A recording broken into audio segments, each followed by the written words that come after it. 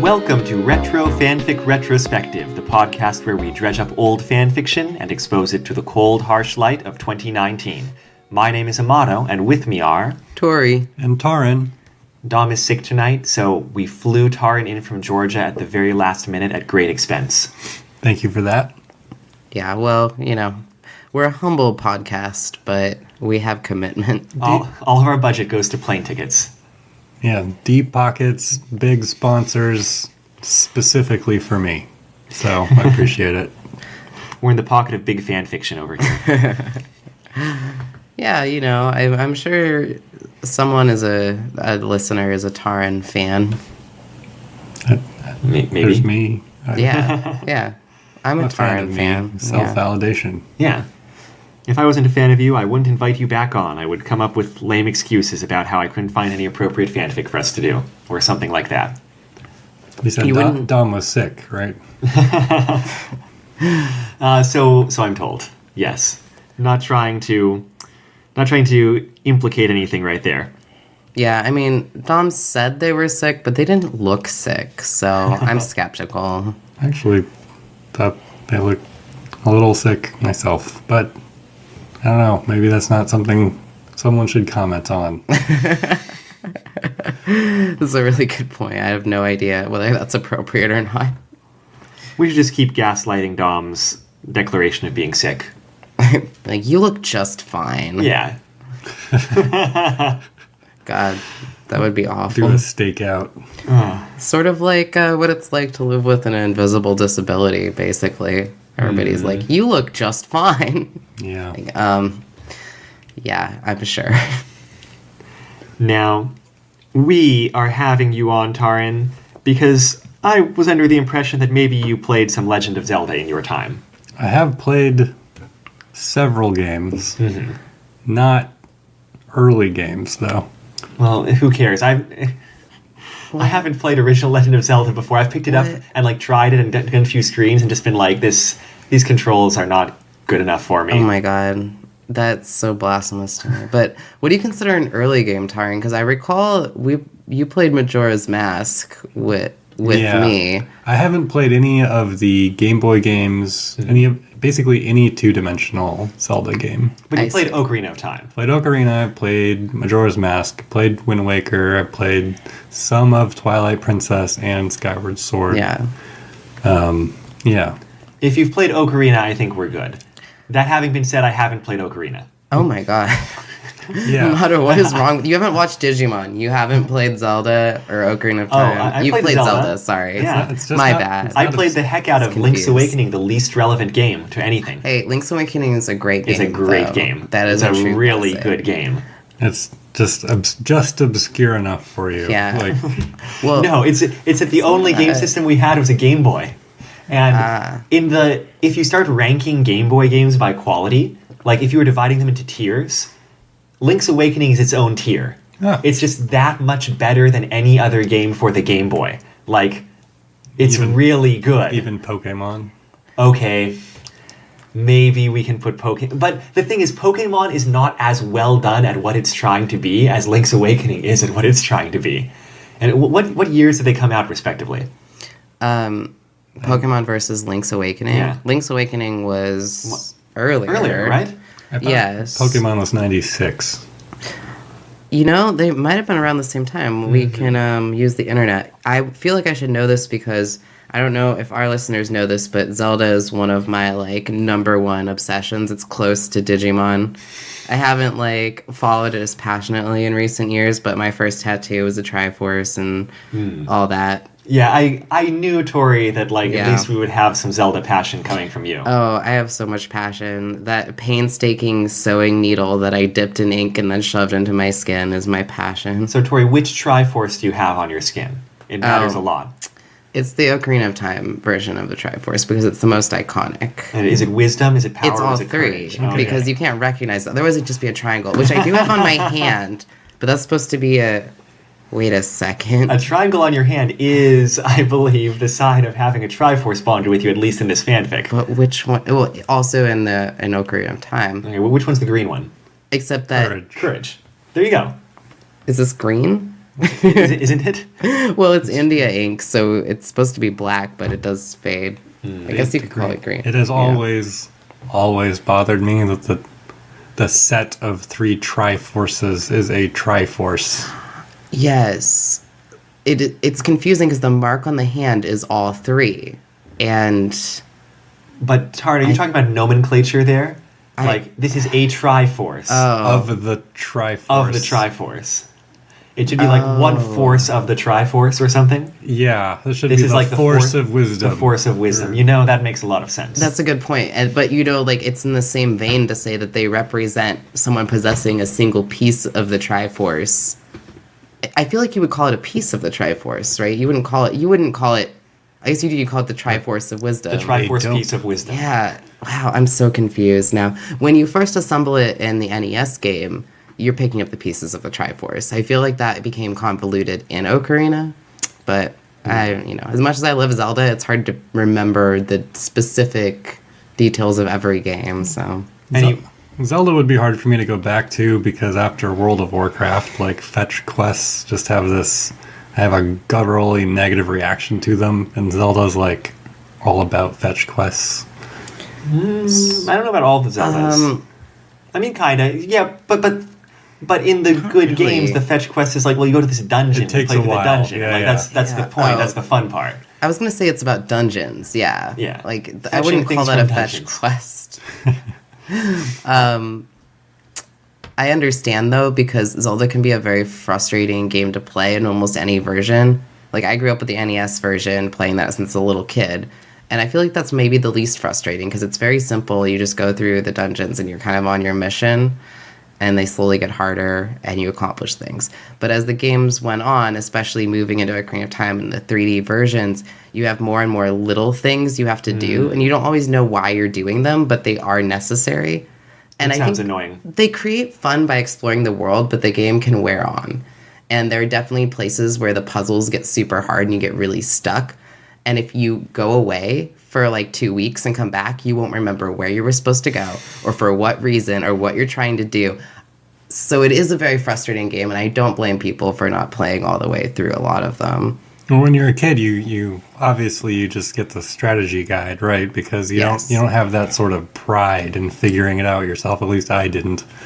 Like now, I would get so frustrated with like Majora's Mask, where like literally you have 3 hours with a very particular order of things you have to do regarding like a milkmaid and walking like in the moon in a specific field in order to meet a specific ghost that will tell you some sort of clue that for some reason also unlocks an innkeeper's room. Like it's just crazy in retrospect. They really expanded on the idea of puzzles as they moved into the more longer form, almost like, I don't know, they're still adventure games, but they almost have like an RPG flair with all of the like character of the game and all the items that you get. They really moved forward with what they thought a puzzle was. It wasn't just putting blocks together anymore. It was a lot of, stuff like that, Taran. That's kind of frustrating, I agree. Well, our fanfics for today, there are actually 2 of them, are Reflections and Reflections 2, which are by a person online who I guess went by Uncle Pervy, which Dom was a little bit nervous about going in, but there's absolutely nothing uncle-y or pervy about either of these fanfics, so I don't know what they were doing. I'm just gonna assume that their name was Pervy, and it has nothing to do with, I don't know. Short for Pervival. It's short for something. I don't know. I mean, that was at the time where you call yourself something terrible, like as a joke, I suppose. Maybe, I but when I look, suppose. when I'm talking about the time, these fanfics are from the RPG Gamer fanfic archive. The links that I gave you to originally were for Wayback Machine copies, because I thought that it wasn't online anymore. It turns out it is.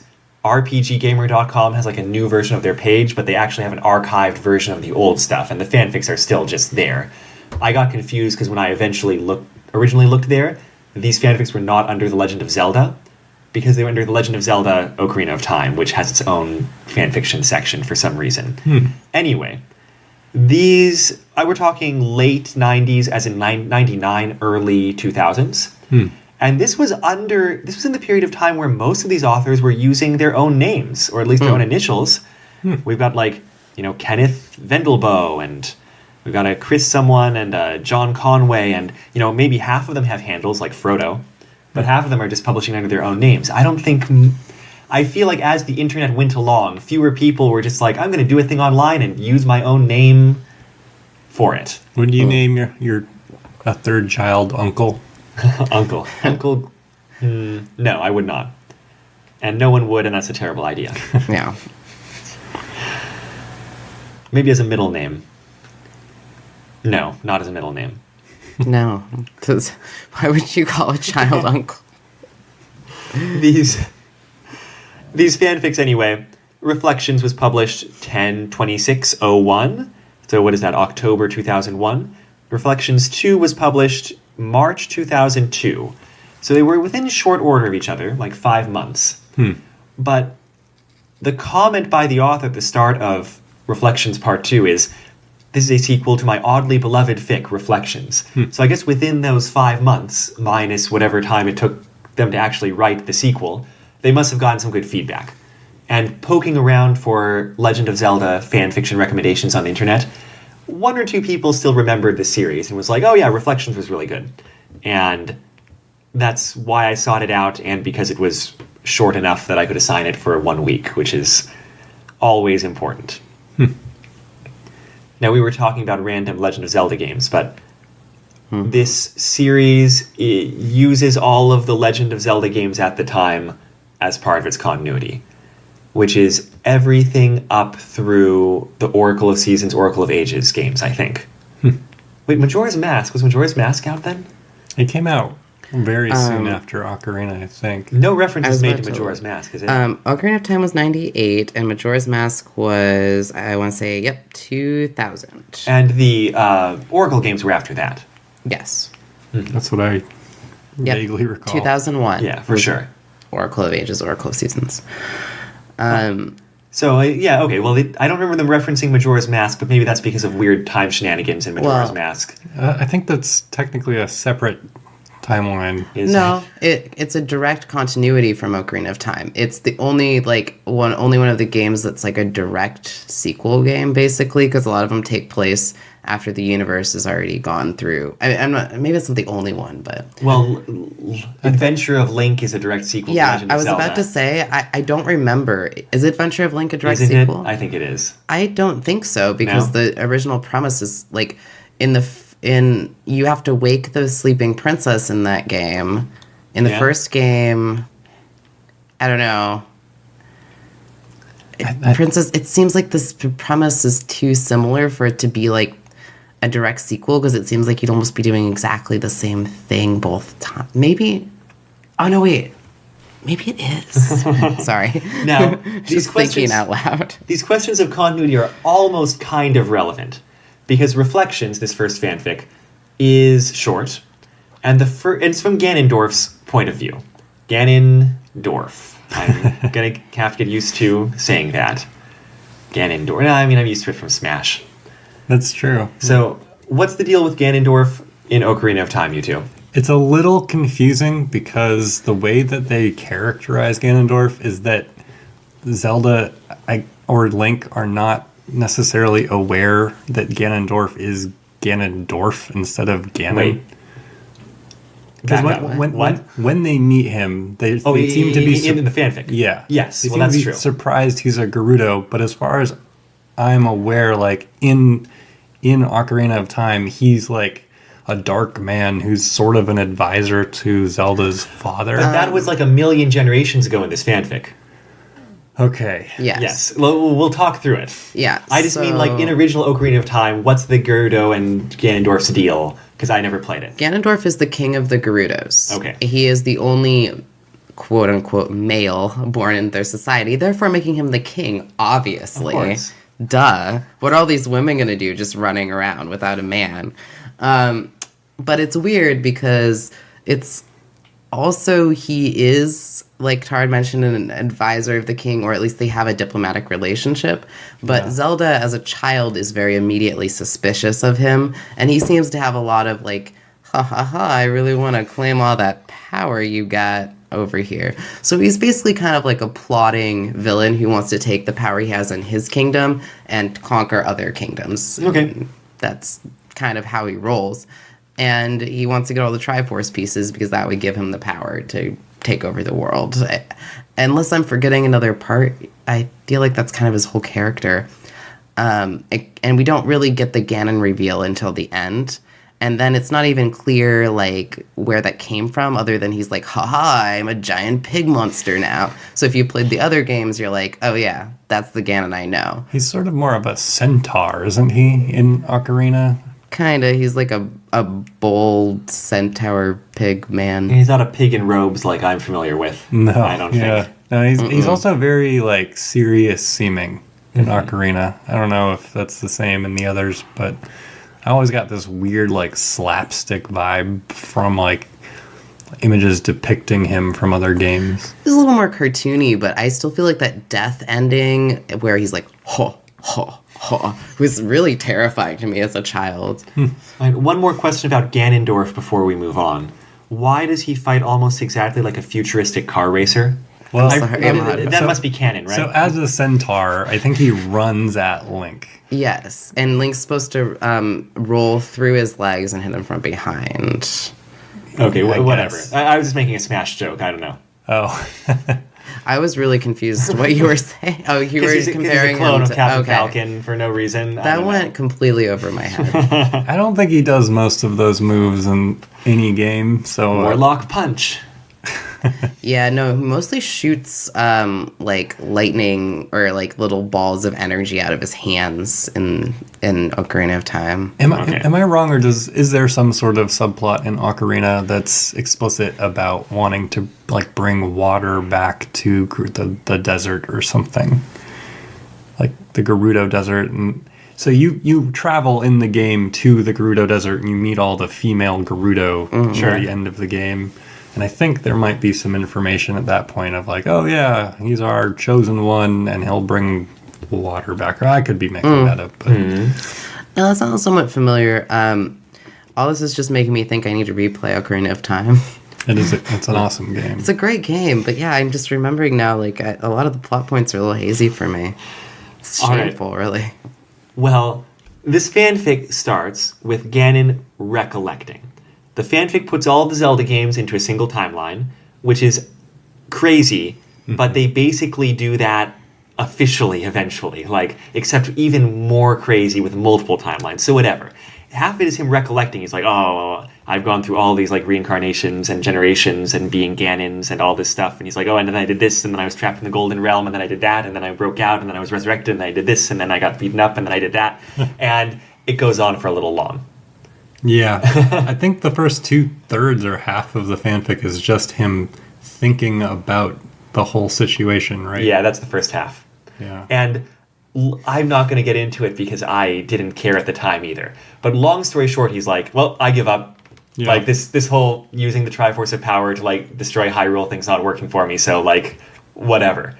And he has called the current hero and sage, which is to say the Link and the Zelda, henceforth Link and Zelda, in for a, like, surrender, basically. Yeah. Not their surrender. Surrender. He's going to surrender, theoretically.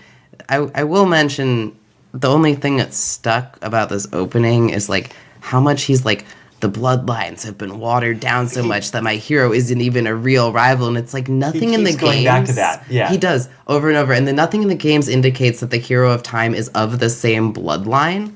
That's true. And also, like, I've got to say, like, Link to the Past Link seems just as competent as, like, Ocarina of Time Link. Like, Legend of Zelda Link seems to have gotten the job done just fine. I don't know what he's talking about. But exactly. Guys, it's like an elfin blonde boy who's named Link in every single incarnation. Like, I wouldn't be surprised if Ganon's like, you know what? There must be a whole heritage of these terrible Links. Sorry, go on. In one of the games, when you took up the Ava game, our weird crossover role-playing game thing that we did for a long time, Taran, when you were GMing it, my original character idea was to be someone who was of the line of Links and had been trained to be a Link, but was like rebelling and didn't want to be a Link. And so it was D&D 4th edition. I was going to like do Sword Mage and reflavor all these things as like, this is the spin attack and this is the hook shot. And, you know, the guy had just been trained to use all of these traditional Link tools. Okay. Yeah, I didn't let you, though. Yeah, you didn't let me. That's fine. I had a better character. That would be dope, but here's where my like actual Zelda fan-ness passion comes in. The whole thing, the appeal of the games and they're being connected and being like different versions of the same world, whether that's interdimensional or not, but if the world's sunk and rebuilt, is that you get this, it's the same story being told again and again, the same narrative. And Ganon isn't supposed to remember being Ganon in other incarnations, and neither is Link, because they are telling the hero's tale of the, you know, the good and the evil fighting each other over and over again. And that's what makes the game so compelling, too, when you stitch it together. So this, bringing it in like that, is like, I don't know. Yeah, it makes Ganondorf feel kind of incompetent. Yeah. Because he's just like, oh, I tried this again. Like, I scattered the pieces of the Triforce, because Legend of Zelda, the original one, occurs very chronologically. It's like, I scattered the pieces of the Triforce and gave them to my servants to guard. It's like, why did you do that? Yeah. Haven't you been around the block enough times to realize that that's a terrible idea? Like, he's just going to go beat up some monsters in dungeons and take them. And that's what happens. Yeah, but it's the telling of the same story, so Right, it just gets told again and again. If he was actually learning, you know, you're right. If he's actually learning, this would be ridiculous. It's like he vaguely remembers that one thing won't work each time, so he like does something he That thinks is a reacts little to off that the one wall. thing, right, or whatever. I don't know. It's funny though, because Zelda always, because it was around since like I was very, very at least little. It always struck me as like, It's been around since before you were born, actually, or around the same time. that works for me. Yeah. Yeah. So like, 86. I when you were usually born. hated this kind of like retconning thing where you like take a story and just redo it the way you want it to be done. Like that's how it felt to me. But Zelda, because it was so set in my memories, was like the sole exception of like maybe in comics like Sonic comics or Superman or something, I'd be like, ugh, this is why are you just ignoring the history of this character? Or like you're trying to reboot everything, but I care about that old timeline or whatever. But Zelda just felt like it made it part of its identity, which As a small child, I definitely sent a letter into Power Rangers saying like, I like the show. Also, why don't they send down more than one monster at once? That seems like a really good idea. I got back a form letter. Of course. Yeah. Yeah. No, there's always quips, but you know, I will say my passion for Zelda comes a lot from that it tells itself like folklore, like the same creation myth being told in different ways by different cultures. It's just does that very well. Well, in the context of this fanfic, Ganondorf, then Ganon, now Ganondorf again, lived through all of those, remembered them pretty well, except for maybe a time or two where he was like reincarnated in like a more bestial form, whatever. Like didn't have all his memories together. And at this point, he calls in Link and Zelda for parley to his like little tent with like a few moblins. Apparently, the implication is like he's been at war again and like it hasn't been going well. And they come in, and they're like, "What do you want?" And he's like, I'm going to give you the Triforce of Power, take it, and then I'm leaving. Like, the deal is, you can have it, and I'm going to get out of here. And Link doesn't trust him, but Zelda's like, I feel like he's telling the truth, because I guess Triforce of Wisdom powers or whatever. And can I say that Zelda seems like the very rational one in this situation? Sure. Like, at this point, we've only gotten Ganondorf's perspective, and he's just thinking, Link, you little snot, you little punk. And Link's just saying, like, snide things under his breath, and you're just like, what? Link doesn't even talk. What's happening? Link has to talk in this Of course. I mean, that's fine. He doesn't talk much, and I'm okay with it, but it just, what he says is just silly. Like, it occurs to me you could have done a version of this fanfic in which Link did not talk, that would have been awesome. and it would have been very cool. honestly, the dialogue Link says is not necessary. No. Speaks with his expression. Yeah, exactly. Meaningful looks glowers and, threatening looks. Like cries that are not words. In Ocarina of Time, he's extremely expressive. Like, his face will be just suddenly light up, or like this huge mouth if he's surprised. Which is great. They put a lot of work into that, considering the limited polygons in that.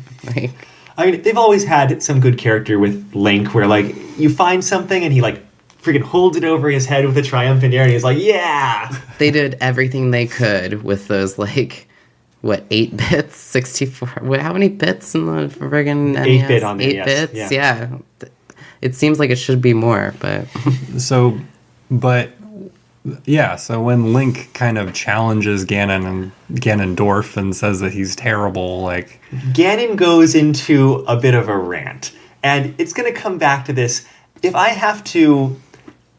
need to describe Ganondorf in these fanfics, one of the words I would use is smug, maybe? Not smug, self-righteous. Very. Because he goes into, he's got a manifesto, pretty much, that he, starts relating. He's like, let me read to you from my manifesto, Link, so you can see how wrong you are about Hyrule. He's been waiting. This rant has been, iterated in his mind for generations. And now he's finally got, the chance to, tell it to Link and go on, and Zelda, and go on about it, where they're not going to, hit him with a sword. He's been letting, a wound... a gash heal just enough and then tearing the scab off for centuries. But here's the thing is maybe he in this continuity, maybe he could have mentioned it to one of them before this point. Right. So the deal is basically that Hyrule is terrible and expansionistic and essentially, if not xenophobic, at least exploitative of all the cultures around it. Very colonial. Very colonial. And so it sort of explains, in this context, why you've got Gorons and Zoras, and then you don't, later on in the continuity. And, but the Zoras become enemies that just, shoot river rocks at you. Instead of, a thriving culture under the water, and... the Gorons, whatever, there's no Gorons anymore. And it's all of these really bad things and various oppressions of various peoples that are not... The country's Hyrule, but the people are... Hylians. Hylians. Mm-hmm. Yeah. Yep. Right. Basically, terrible shit happening to non-Hylians, and environment and resources being exploited and all that kind of stuff through a series of terrible, terrible rulers. Now, in his rant... None of these rulers are ever Zeldas. Right. And I was kind of under the impression, often the ruler might be a Zelda who has wisdom and seems to be pretty on the up and up. That's true. And it's funny because she's always the princess in every incarnation, but you always get the impression that she's young and she's... In this continuity, he mentions that, there was this queen, apparently, in, Ocarina or in the past or something, or this king... who was so terrible that the rest of the world was well, we're never going to use that title again. And from then on, it was all princes and princesses ruling. Oh, I didn't catch that part. That's fascinating. Yeah, there's an explanation given. So it's not just because she's always Princess Zelda doesn't mean she's not in charge. In this fanfic, she presumably was in charge a lot of the time. I looked her up, and she's in one of the games that I haven't played. Okay. But she didn't sound like she was too terrible. So. Who was it? I'm sorry, I forget. Someone or other. That's okay. Yeah. Someone who's not a major player in the general continuity. Sure. No worries. So, as far as this goes, for Ganondorf's motivation, this is the only motivation that would make sense for him as a sympathetic character. He's these are imperialists, they're destroying my culture, and totally plays perfectly into our understanding of imperialism because the Hylians look the most white. And the Gerudo, have, their desert culture, and they have darker skin. All these other people, are different in different ways. But none of this is evident at all in the source. And if you were going to do that, this is so tell, don't show. It's you could have established some of this stuff.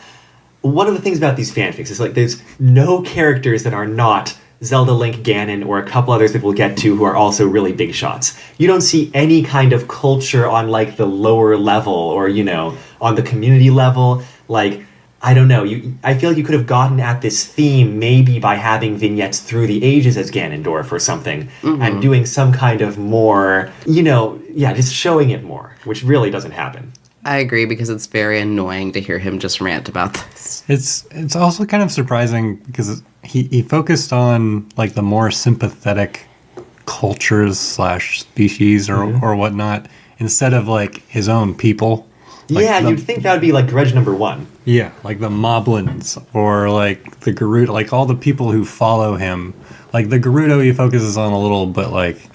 The Moblins only in passing. Like he doesn't say like all these crimes against Moblins. Yeah. Yeah. Yeah, and it's funny because it is kind of like a sticking point for the character because he's very self-centered in many ways, and this is just to give him like a noble aspect, but he's still ultimately focused on himself. So you would think for the character that would be the case, but I feel like this is just kind of a roundabout to make him more sympathetic, that he cares about other people's sort of somewhat, even though he doesn't end up caring about them later on. That having been said, it's pretty clear in this fanfic that he's still a total asshole. Yeah. And also, That's what I mean. Several times people call him out about, what about these terrible things you did? And he's just like, yeah, well, that was war. Like, he doesn't even try to, like, justify it. He's just like, well, yeah, I need to do that to, like, try to fight back against Hyrule. No comparison to what Hyrule has done. Right. He's not like, I didn't do it, or like, that was a good thing to do, or like, that was, even justified in a larger context. He's just like, whatever, I was just trying to, like, bring down Hyrule, which is terrible. So, whatever. Yeah, I couldn't have just,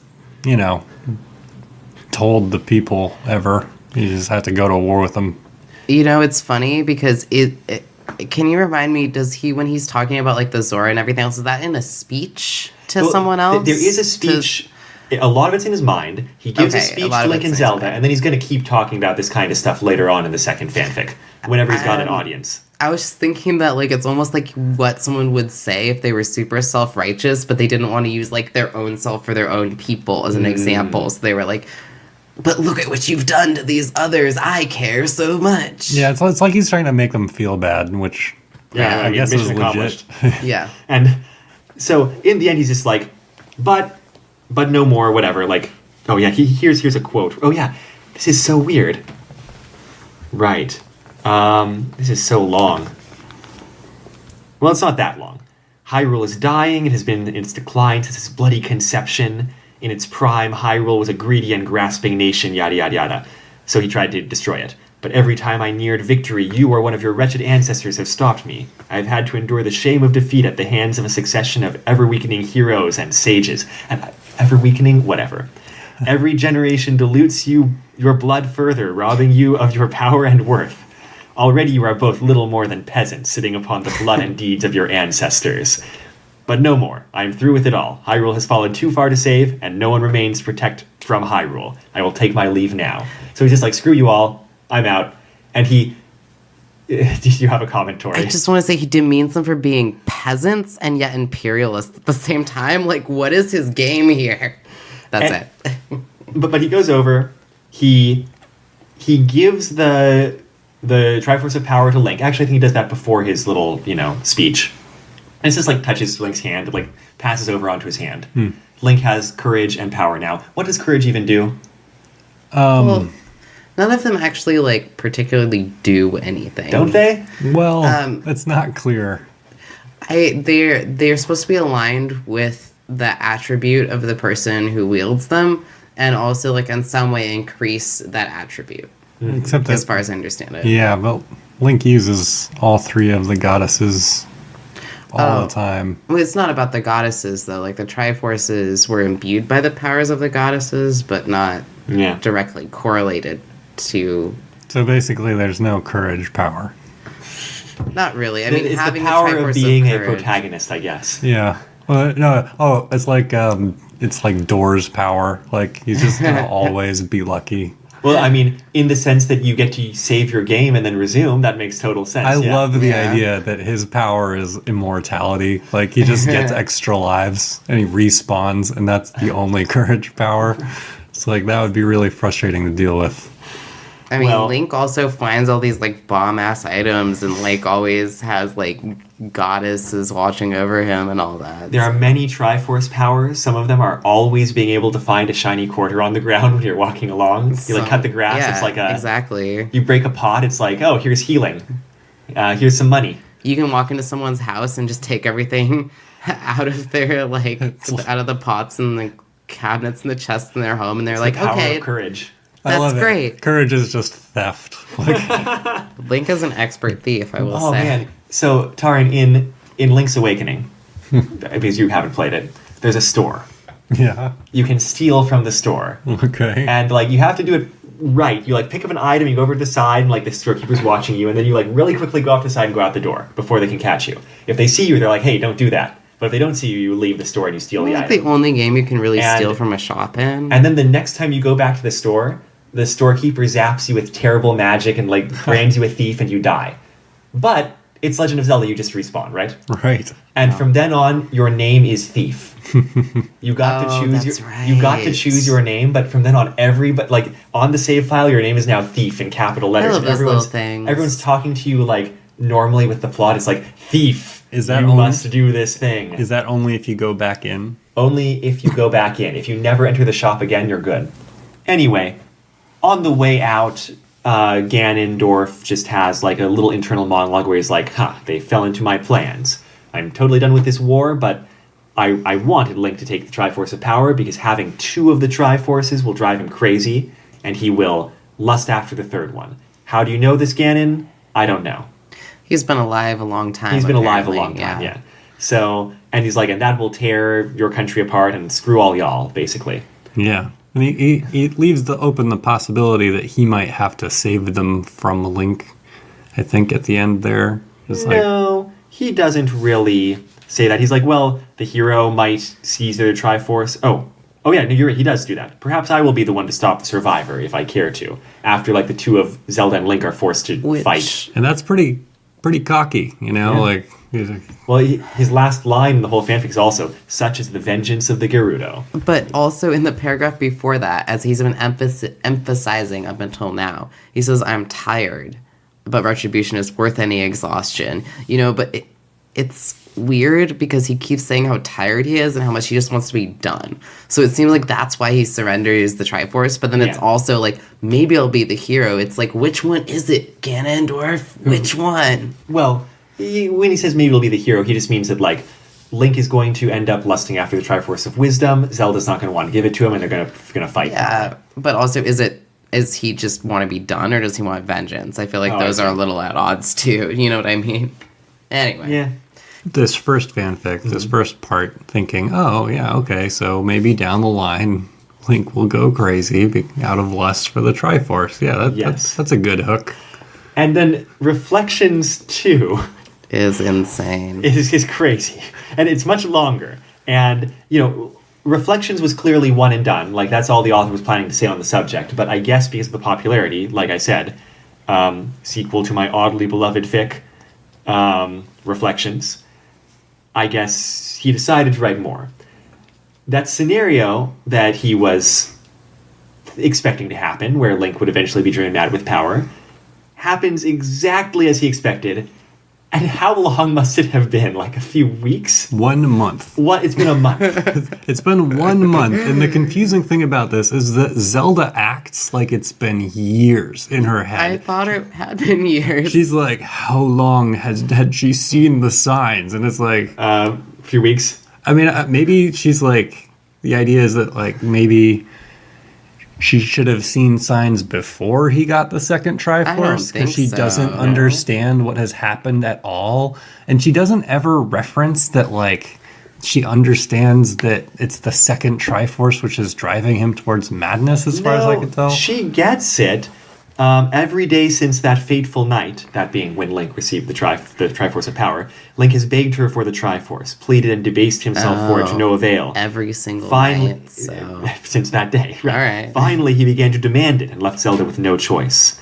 Her knight, the hero ordained by fate, had gone mad. But I got the impression that because she's talking about it like it was like it's a fundamental part of Link's character, that like maybe it's only because he got the second one that like now finally it's come to a head. Like before he got the second one, like he was still probably lusting after it, but it's like once he's gotten the second one, it's like finally close or something. It's just weird. Like, this is never an established thing with the Triforces that, like, you inherently lust after them. Like, Ganondorf has the Triforce of power because he is power hungry. That's why he lusts after the Triforce. Like, now, Tori, yeah. you say that, but I would like to quote from canon here. Oh, no. I've got here my copy of the Best of the Nintendo Comics System. Okay. It is a reprint of some of the comics that Valiant put out for Nintendo in 90 and 91. Bring it on. And in here are comics based on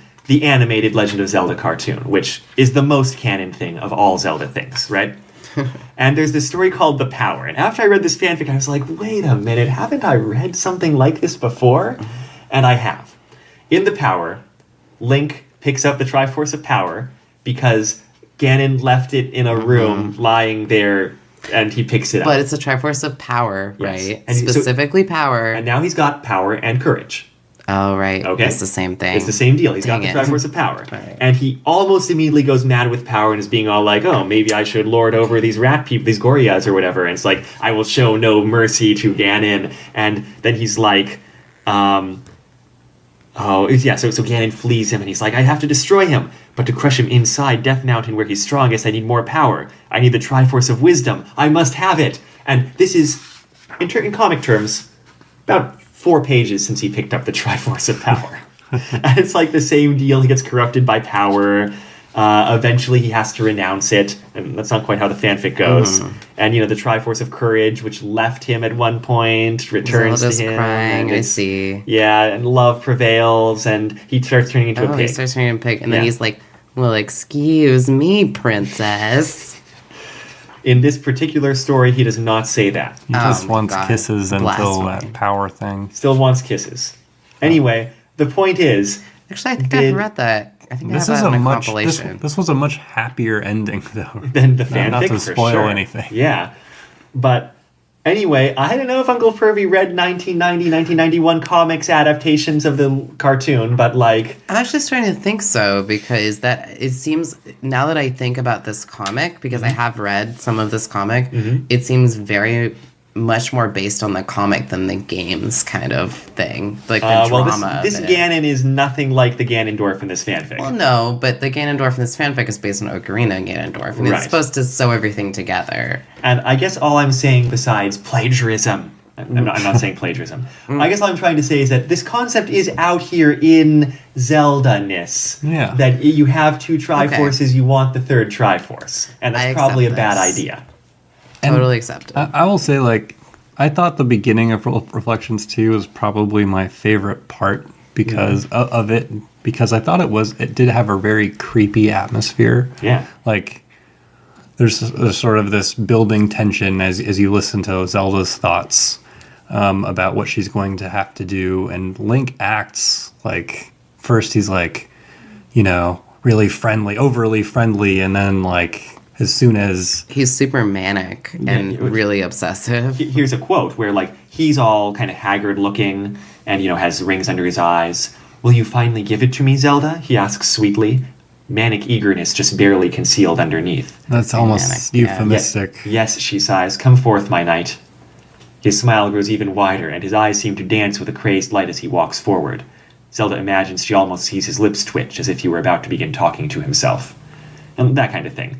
And then, like you said, once she turns on him, and like she's got a bunch of sorcerer sages hidden, and they all try to like bind him.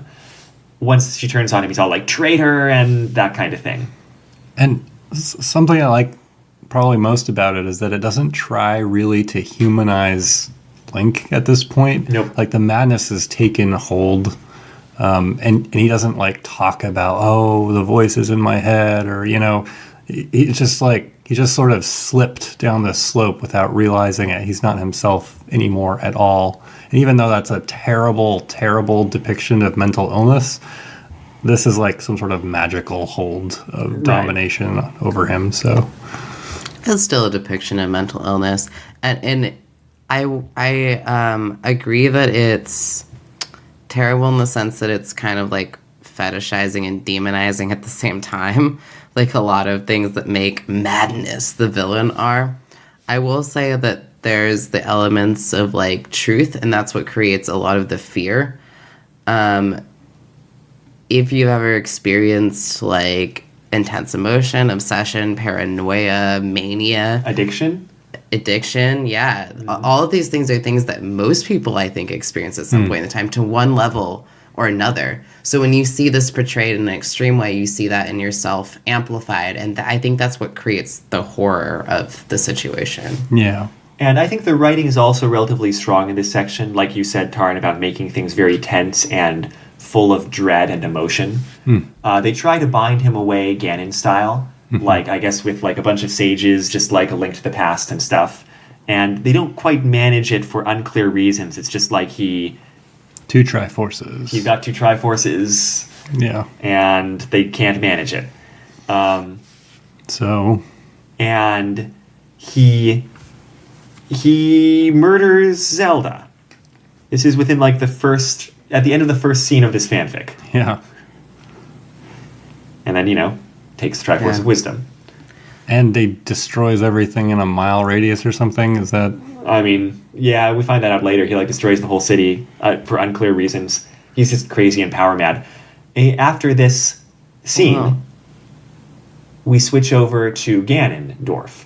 I'm going to have to keep remembering to say Dorf. And Ganondorf is just like, oh, no, we do find that out immediately. You're right, Taran. There's a column of light. Yeah. There's a couple interesting moments here, too. Like, there's a tapestry. There's, like, a bunch of sorcerers that come to try to bind Link. Mm-hmm. There's a tapestry that opens up to reveal one of the sorcerers, and it says, like, bearing the picture of a lone woman in peasant's clothing singing in the crow's nests of a ship at night, which I think is really interesting because isn't that, like, exactly who Zelda is in Wind Waker? Yeah, that's Wind Waker Zelda, right? But Wind Waker hadn't come out when the author wrote this, right? Wait. I'm pretty sure, yeah. Really? That just occurred to me. Because I thought it was a Wind Waker reference, but this was 2000. What? Huh? You said it was 2000, right? Well, it's got to be later because of Seasons Oracle of... What? No, what? Oh. But I thought Wind Waker came anyway? This one came out 2002.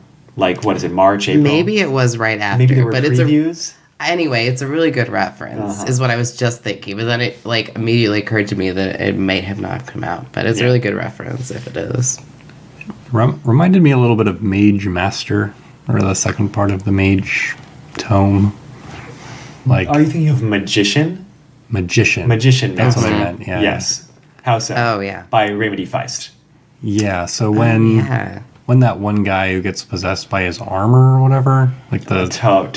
Thomas? Yeah. Tobias? Timmy? And I kept waiting for Link to be, like, forging his identity, like, in combat, the hold of this artifact. So maybe we'll come back to that. Yeah.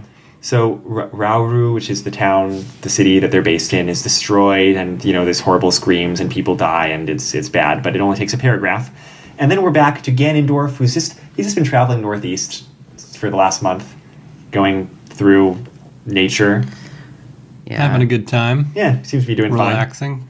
Fine. His goal is, I want to get outside the reach of the Hylian Empire, like just somewhere where there haven't been any Hylians. Mm-hmm. That's his goal. Apparently it takes more than a month of walking. It's funny, too, because he starts it out like, the cool breeze against my face is something I've come to savor these past few months. Few months? I thought it was only 1 month. Whatever. It is surprising how quickly I've become acquainted to being human once more. How soon I have forgotten the form I once wore. As if I had never drawn upon the form of the demon. So he's finding some peace here. Yeah. Also, they use the word human, which I didn't think anyone was human, but they use it kind of like a catchphrase for, like, not being a demon or something. I guess. I don't know. It's interesting. He also runs into a few moblins and chats with them. Yeah. And they're like, oh, you're our savior. And he's like, no, not anymore. I'm just passing through. And they're like, okay, let us know if you want to be our savior again. They use the Arabic word for it, which I guess, because he's from the desert. From Gerudo. Mm-hmm. Mahdi. And I was wondering if they were implying that Moblins were like a Gerudo descendant race because the way the Zora kind of devolve as Ganondorf described it in the previous fic. I feel like if that was supposed to be the case, they would have mentioned it. I think it's just like he's tied with the Moblins. But why is he considered to be this? Well, he is. Oh, you're right, because he is tied with them historically. But like, I guess we don't know much about what he's done in this particular timeline because it's supposed to be a new timeline, I assume, one that isn't present in the games. I suppose. I don't know, unless it's the Ocarina of Time timeline extrapolated because he's Ganondorf here. Well, it is. It's all the games, and Ocarina of Time was the first one chronologically in this timeline, in this chronology, whatever. No, it's not the first one at all. It might be. It is in this one. Oh. Ganondorf started as Ganondorf, and from then on it's various returning as Ganons, and now he has renounced the Triforce of Power and is back to Ganon. One. Like, I thought there was one right before it, but...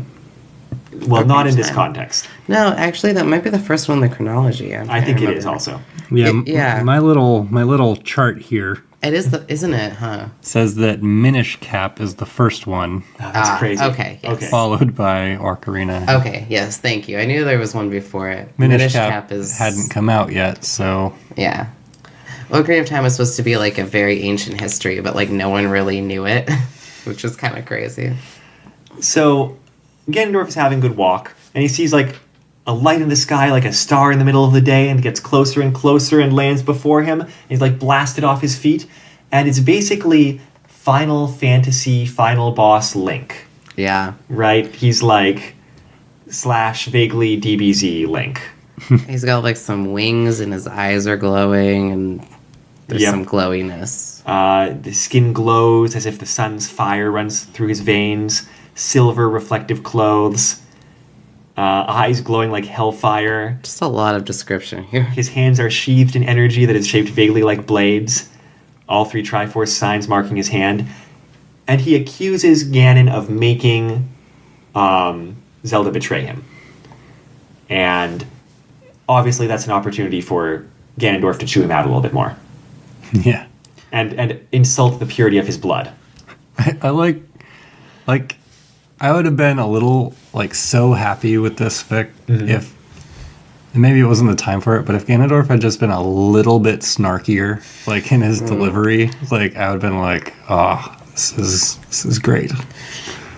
Because Link always seems a little self-righteous to me in my head canon. So well, that's weird because Link seems a little bit timid to me in mine. Because it's easy to impose anything you want on Link, which is kind of what the author does. Yeah, fair.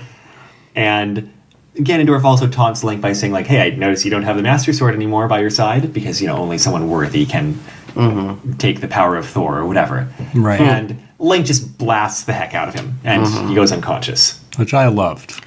I loved he just took him down. Yeah. Easily. It's crazy because at this point we actually get not speaking Link, but he's just like a weapon of destruction. He looks crazy too. Like he's got huge, crazy wings coming out of him, and he's glowing all over.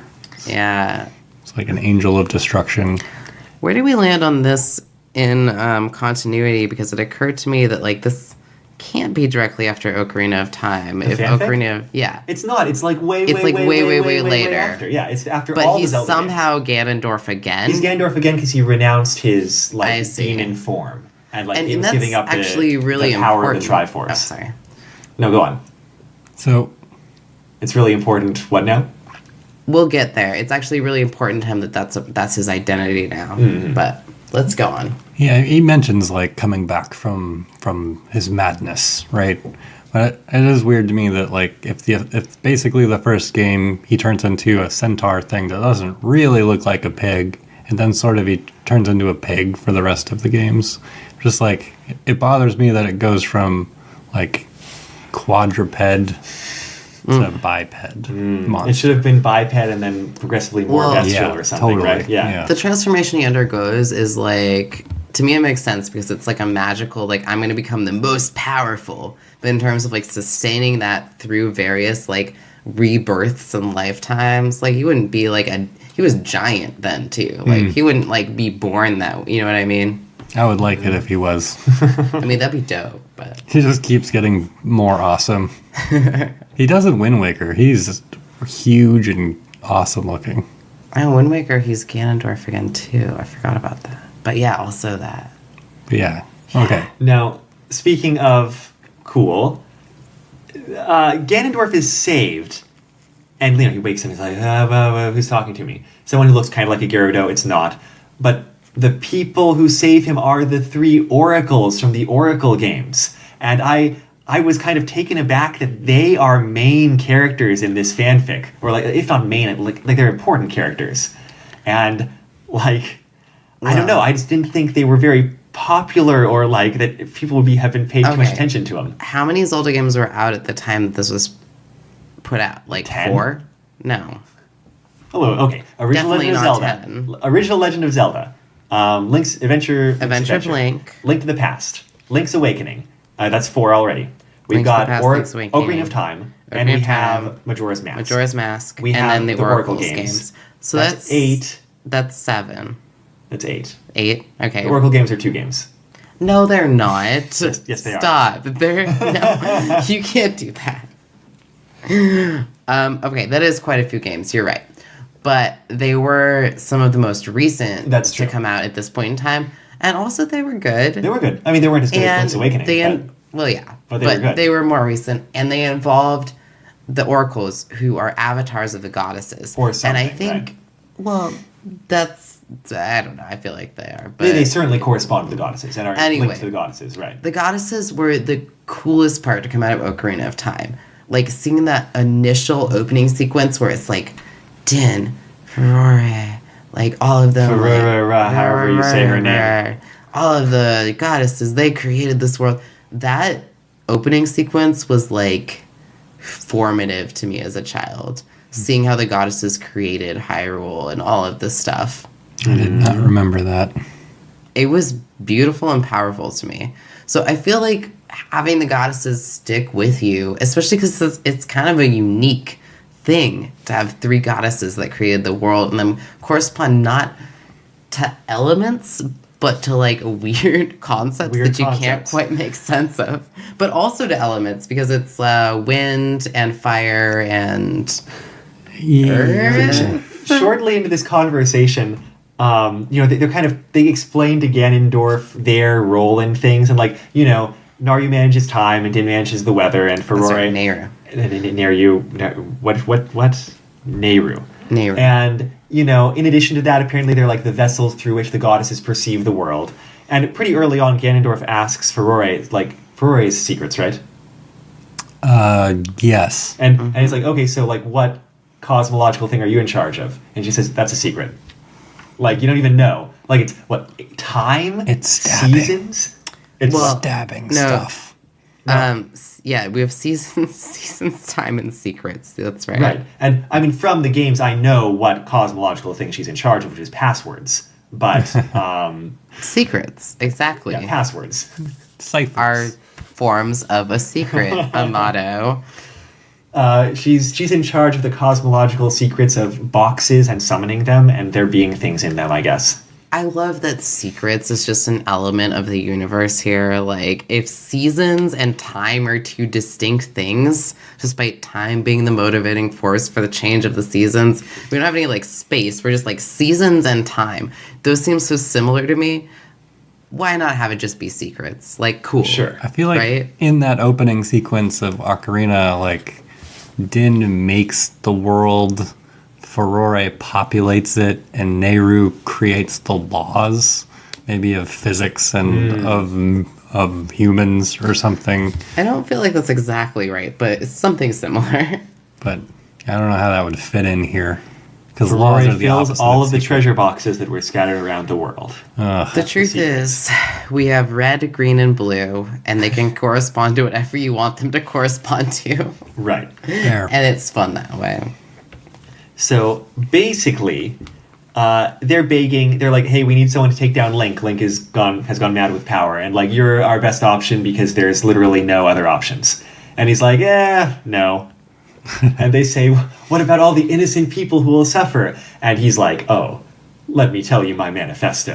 And he gets to, like, kind of repeat the same things about how, like, oh, Hyrule's so terrible, and, like, all these Zora's suffering, and and they're like, but you did atrocities too, and he's like, yeah, well, whatever. I love that they're like shocked too, because like they're honestly surprised by this complaint that he has, and I feel like that's sort of legit, but it also makes me wonder, like, do they only care about the Hylians? Like, how do they not care about all the living creatures or whatever?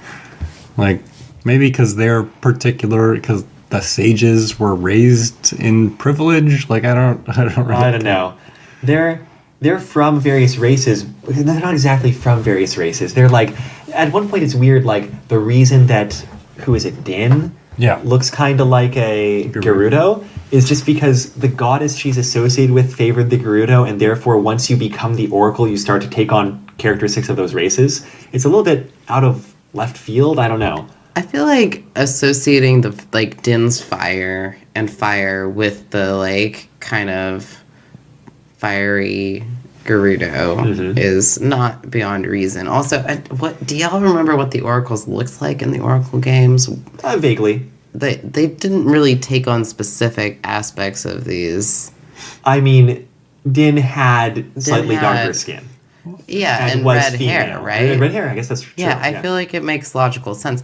And Nehru just looked like the blue hair. Yeah, like a blue-haired anime chick. Green hair. And a lot of the Kokiri have green hair. And what is Nehru supposed to be a Hylian because there's nothing else that has blue hair. Whatever. And you gotta have blue hair. There were sages in Ocarina, like you find at the end after everything's terrible. There's sages for the 8 temples. And it sounded like they were basically almost like the author was co-opting the appearances of the sages and making them into the oracles, because there's a Kokiri who's a sage, there's a Gerudo who's a sage. That's a good point. Saria was the sage. Well, the author is just going off of the appearances of the oracles from the Oracle games. Okay, yeah, I know. That's what they look like. Yeah, I thought that was true too, but we do discover that they are not the original oracles, that they oracles are replaced. Yeah, they're replaced, and then they change their appearance. And anyway, I don't remember that from the games. I think from the fanfic. But it's not that big a deal. Yeah, basically they work out a deal with Ganondorf. That like the only thing he might want is to bring back the Nehru. Nehru offers to like bring back the race of what's his race again? Gerudo. Gerudo, yeah. And he's like, oh yeah, deal. I'll do that. Sure, sign me up.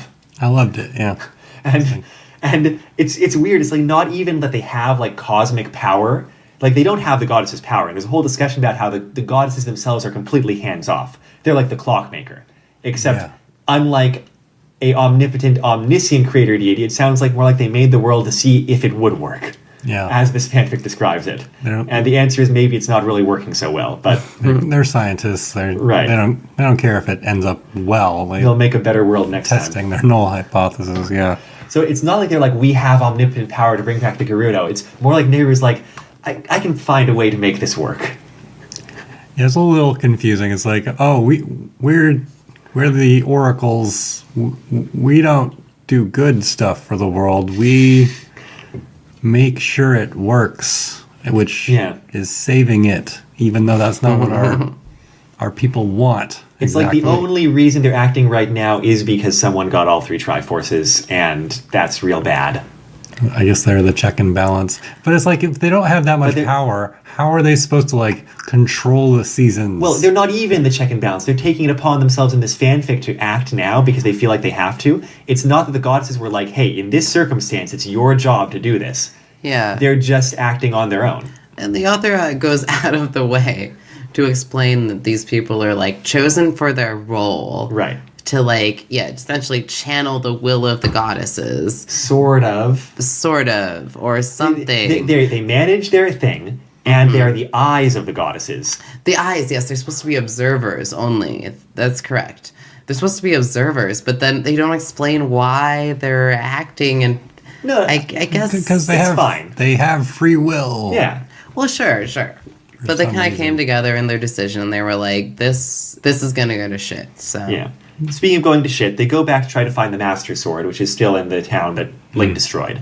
And they're horrified by the destruction there. They teleport over, by the way, because I guess Ferrari can do that. And they find, like, the beaten, like, bent, melted slag of the Master Sword. And they're all horrified by the death and destruction. And Ganondorf gets to feel smug about him never causing that much destruction.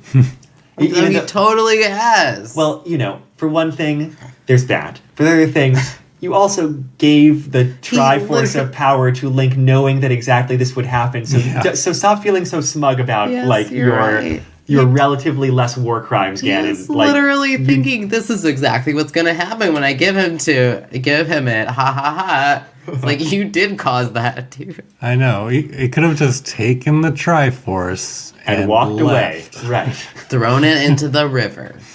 Goodbye, Triforce. Someone will fish it out. Who cares, though? Murder their brother for a birthday present. And then go into a mountain for decades for some reason. Yeah. Bite off someone's finger. We've already been through this. All right. Anyway, and then they split up. I'm kind of going through the plot at a steady clip now because the plot progresses from here. They kind of split up step by step, pretty much. They send Din over to spy on Link and to see what Link's up to because they can kind of communicate with each other through dreams. Naru goes off. I want to say Naru. Nehru. Whose name is Naru? No one. But I feel like I've heard you refer to Naru for like decades for some reason. But I never talk about Zelda, so why would I have? Dude. I think there might have been an Ava game, the 3 at some point. Oh, they might have been at some point. Who knows? Anyway. I mean, I just gotta say that growing up, pronouncing all the names in the Zelda games was like heckish. Like, especially in Ocarina of Time. We called it Ocarina of Time because we didn't know what a freaking ocarina was. Like, Ocarina doesn't sound as pretty, I will say. I called it Ocarina for a really long time. And mixing up those letters as a kid, like, what was I, like 8 or 9 when the game came out? Easy peasy. Like, I don't know if there's a lot of people who pronounce all the names in that game right because they have leftover childhood memories of pronouncing them the wrong way for like decades. Yeah. So Ganondorf has a plan. Yeah, well, the plan is basically reforge the Master Sword. And for some reason, the oracles think only the goddesses could possibly do that.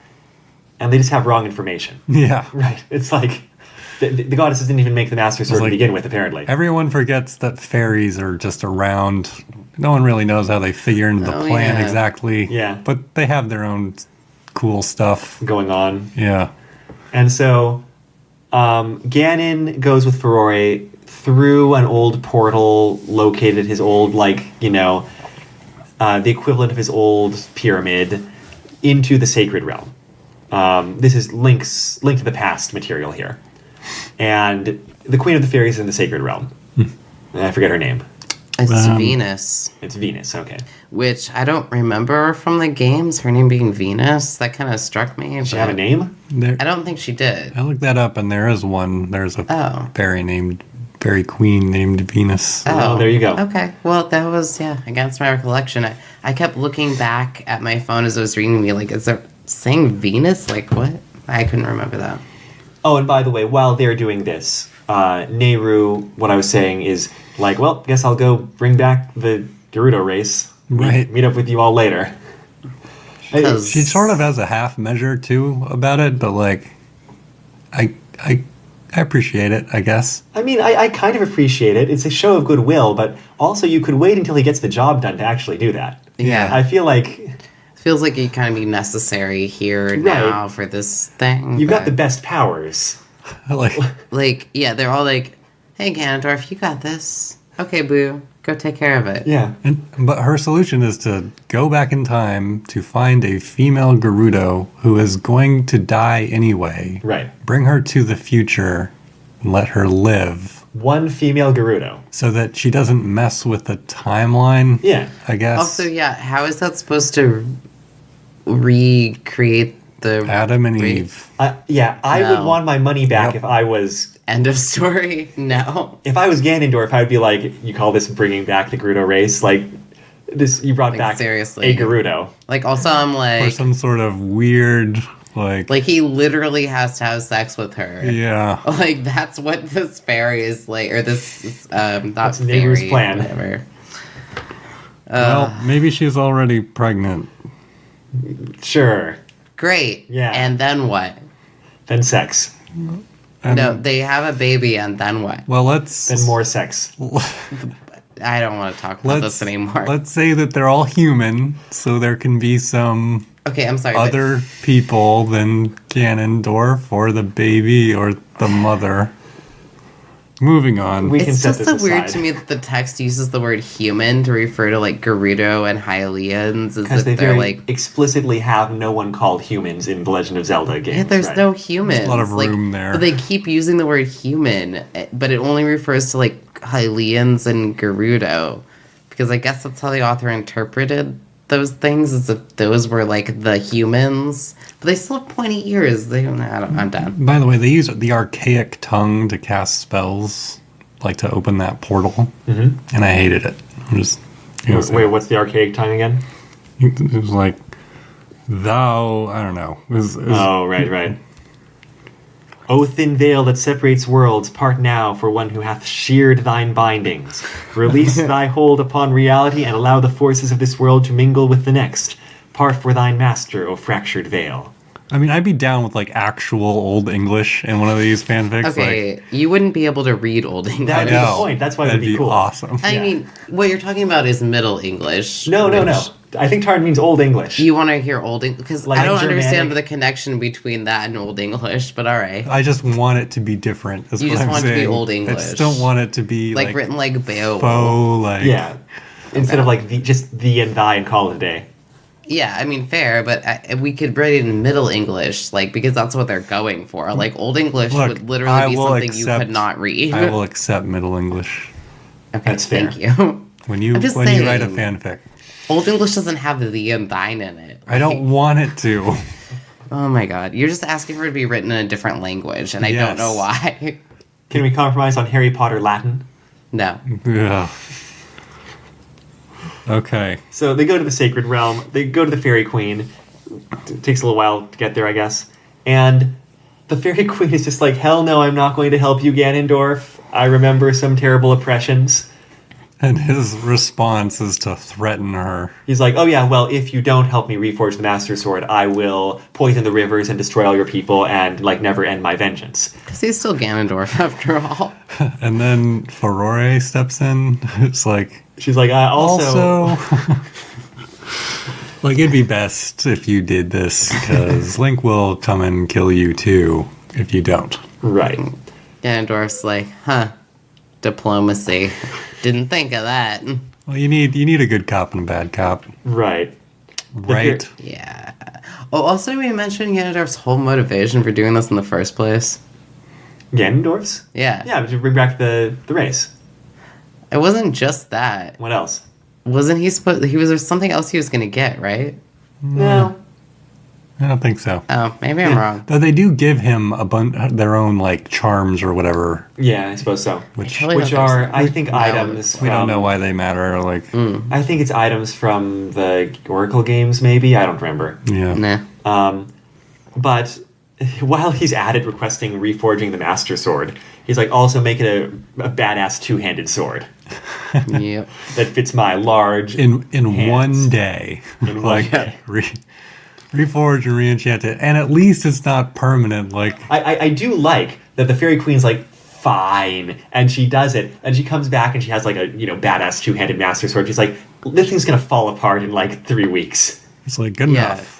Right. No, it was hilarious because she wasn't going to do it at first. And then when she agrees, he's like, oh, by the way, can you make it big and like two-handed and like just better for me? Okay, bye. Like, seriously, dude? But yeah, I do like that it is quite explicitly a half-assed, like, temporary job with, like, fairy magic just holding it together. And that's fine with everybody. Yeah, Right. I was like, yeah, that'll work. Why Right. not? That's all we need. So to Yeah. take down a guy with 2 Triforces when like it's really hard to take 3 down Triforces, yeah. one. He's got all 3. That's Yeah. right. Yeah, because he fucking It's like- killed Zelda, apparently. Assuming Ganon wins, he will get all of the Triforces, and It's like one was enough to drive him insane before. I think Ganon would say he was never crazy, except that brief time when he was, because he was resurrected badly. Except, yeah, he's admitted that he was crazy. So It's a great plan. Like, so There's yeah. no other warrior that could have done it. Yes. Yeah, that's actually a good point. Like, why is Ganondorf now the hero, despite still being the villain? I'd like to remind us that we see really no characters besides Link, Zelda, Ganondorf, a few nameless extras like the Moblins, the Oracles, and the Fairy Queen. So it does feel like a very empty world in terms of world building. Yes. It's like, yeah, Which is you know, there's... I mean, that's kind of Zelda-y when it's like No. outside of towns. No. Right. No, No. really. I No. just disagree with that. All right. I'm sorry. I just feel like Zelda has such a, like... Ever since the first game, it's all about going to different regions and having, like, different enemies there. And as the games developed, it was having different people there. And, like, actually, it was Adventure of Link that started that, going to different towns.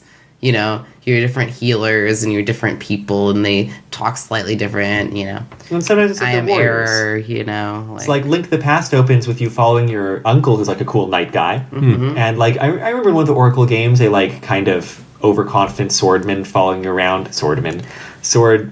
following you around in like Oracle of Ages a lot. And it's like you can find someone else to swing a sword around. I would have been super happy if it had been Tingle, Oh, there you go. right? Oh my god. Okay, anyway. Okay. So there's some time spent with Ganondorf just kind of chatting with Furore, and like he talks about the past because that's his favorite topic, and she talks about the oracles, and even the oracles don't really remember the past that well because again the goddesses don't talk to them, like they don't have any divine knowledge besides. The goddesses are going to make this world, we're going to drop these weapons of mass destruction on 3 specific individuals. And then we're gonna watch. Yeah. It's not the best look for the goddesses here. I know, right? And also it's like I always had the impression that the oracles like did something other than provide the eyes and ears of the goddesses, because like otherwise why do they have powers? Well, they do. They provide the eyes of the goddesses, and they maintain the seasons and time and secrets. They just don't have any but- incidental powers. Those things are not the goddesses acting through them. It's just like they also need to be around to maintain them. Okey-doke. I don't know. Whatever. All right. They need to stand on a stump and swing a rod sometimes Sure. to make sure that everything goes smoothly. That's what I What? remember from Oracle of Seasons. There's no way to have a system of world government. It's like My Little Pony, how like the early world building, like this is of course Friendship is Magic. The early world building in season 1, like you realize pretty soon that like seasons don't work. That like they have to manually change all of the seasons themselves, and they look with horror upon any place in nature where like things happen just like on their own without Oh, people God. managing them. That's terrifying. I mean, they think it's just the natural way of things. So my point is, Legend of Zelda and My Little Pony Friendship is Magic are probably the same continuity. I'm down. I've never seen My Little Pony, though. Yeah. Yeah, I think I tried to watch the new series, but it just wasn't like as much my thing. I don't know. So during the night, while they're waiting for the sword to be reforged, Nehru, the Oracle, has a dream Yeah. in which she's communicating with Din the Oracle. and sees Link, or Din's following Link around. Yeah. And Link kills her because that's what Link Well, does now. It's not really a dream. It's actually like a communication. Communications between them Yeah. while they're sleeping in dreams. Yeah. So they communicate through their dreams. So basically, they're. But one of them is dreaming Yeah. and not the other. Anyway, the point is that there's something horrifying. Like Ganondorf is with Din. Furore. Aurora, yeah. Which one? Din's the one who dies. That's right, Yeah. because she was only 30 years old, which was very young for an For an oracle. oracle. And And Ferrari's communicating via dreams as they do, and Ferrari just like wakes up. She's screaming. She's horrified, and she's like, he killed her. He just killed her, and apparently she experienced the entire pain of her death because when they communicate through dreams, they share experiences. Yeah. And Ganondorf is actually very sympathetic to this because he's experienced dying over and over, and that's been really traumatic for him. So Yeah, so Link kills her after he's exhuming graves, trying to Somewhere. bring people back to life. Yeah. And in this final sequence of the fanfic, he tracks down Ganon again, and he's like, well, I'm probably going to kill you. Like, he's checked out this town. He killed anybody who'd ever broken the law there because, like, he's, crazy and stuff. And he's like, I executed a number of criminals in Mito, but they are nothing compared to you. But ironically, they received no mercy for their lesser crimes, while I'm prepared to offer amnesty to you despite your atrocities. And Ganondorf's like, if what? And Link says, if you tell me the secret of bringing people back from the dead. And Link thinks that right. Ganon must know this because Ganon returned from the dead repeatedly. And Ganon's like, there's no secret. It's just that I had the Triforce of Power. That's it. Yeah, and apparently that's what causes resurrection, even though, canonly speaking, everybody is reincarnated. But I guess Ganon is resurrected in this. That's Ganon is how resurrected in this. Yeah, or okay, whatever. whatevs. But apparently Link's been going through graves, like, exhuming bodies, being like, rise. And he's like, he at really most wants I to make... bring people back. It's like, at most I make a Skeletos or whatever. Astolfo. Stalfos, yeah. Yeah. Those things were terrifying in the game, by the way. True True heads, that, right, or something? but not as terrifying They as take the control of your Re-Dead. camera. It's bad. What? The stealth, they take you, like, paralyze you, and they take control of your I think camera. you're thinking of the Re-Dead. Oh, well, in that case, Those ones, those were the terrifying ones. The ones that are like the mummy. Yeah. Yeah, no, the Re-Dead, so terrifying that I would literally, like, not play Ocarina. I vaguely remember Like, that. I would pause the game and then, like, I'd run myself really quick through. But the Stalfos are the skeleton ones. Now, see, if I had been playing crazed Link, like, I would have tried at least to give, like, one of the Triforces to someone I wanted to revive to see if they would, like, sort of magically reincarnate and then take it back, right? Yeah, he's not going to be giving up any Triforces anytime soon. Yeah. But it doesn't really go into it, but the implication is that he's already having some heavy regrets about all the murder, and he kind of would like to be able to have some take-backs on that. Yeah. But I guess the restrictions of the Triforce are that you can't bring people back from the dead, you can't make people fall in love, and no wishing for more wishes, I believe. No Triforcing for more But- Triforces. Can you make Link a prince? Can you make Ganondorf a prince? How about? Oh, right, Ganondorf a prince. I think there's only I one forgot who the princess. protagonist was, because apparently they're interchangeable now. You can't have queens or kings or anything, so... Well, yeah, so a prince All seems right. doable, right? yeah. Make me a prince. As soon as Ganondorf is like, my own revival was due to the call of the Triforce of Power. It drew me back because I had bound myself to it. At this point, negotiations are over. Link is just like, liar, and tries to kill him. And we go into our climactic fight scene. There's a few things to say about this climactic fight scene. Please. Who has something to say about it? It's boring. It's kind of boring. I Because- find most fight scenes boring, but go on. So for one thing, you've got a flying power person who's nigh omnipotent against a dude with a sword.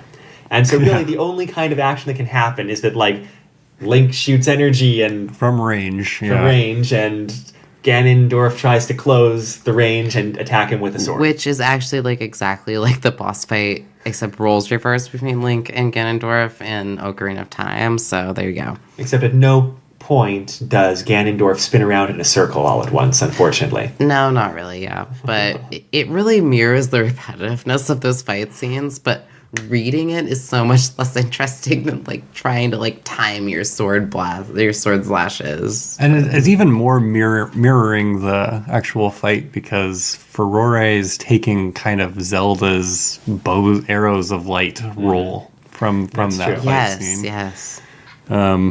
But yeah, it's not super interesting. Also, the exclamation points in the descriptive Oh, prose yeah. get really annoying. I kind of enjoy them just because they're so pulpy. Like, it's... This whole story is Yeah, pretty pulpy. It is. It's all about, like, the action and, like, the gore and, like, the, sometimes the talking, but also the, like, plot twists or whatever. Not even plot twists, just, like, the execution of the plot in a way that you can maybe kind of predict.